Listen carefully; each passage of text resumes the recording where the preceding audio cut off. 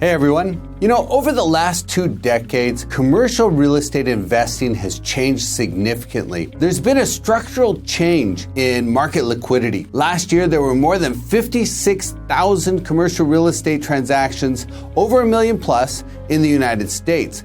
Now, that's a significant increase compared to the past. At the peak of the last cycle in 06 and 07, we were doing about 43,000 transactions a year. That makes last year's number about 30% higher. And when you look back longer in history, back to the early 2000s, what we did in 2018 is about triple the average activity level from 2000 to 2003. Another big change in the investment market is mobility of capital. In 2000, 39% of the transactions were in secondary and tertiary markets. But in the first quarter of this year, that share was up to 62%. It's a complete transformation of where money's going and how it's getting there. Commercial investing used to be very local. Today is a much different environment. There's more equity capital.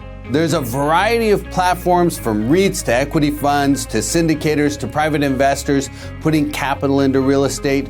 A lot more investors are favoring the stability offered by commercial real estate, especially in the highly volatile financial markets that we're seeing today. There's also better information, more management options, and basically the entire sector is more sophisticated. Now, although there are numerous REITs and institutions actively investing, last year there were almost 5,000 transactions over $20 million. But the landscape is dominated by private capital. Over 80% of the transactions last year were between $1 and $10 million. But these small private investors are more mobile today.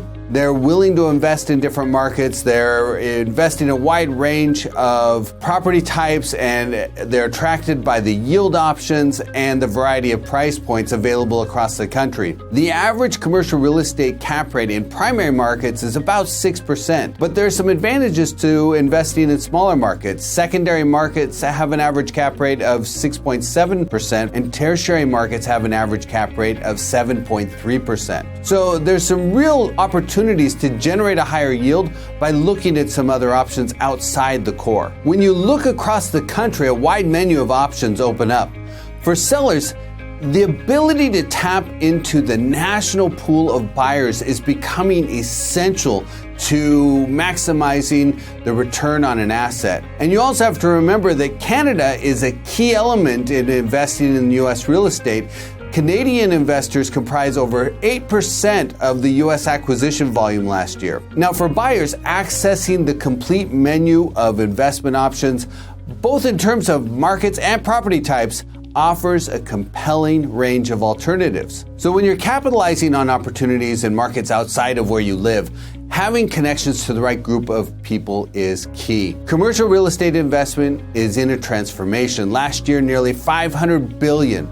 $500 billion of commercial real estate traded hands. And a major key to success for investors is connecting with resources that offer both local market expertise as well as a platform to access the entire marketplace.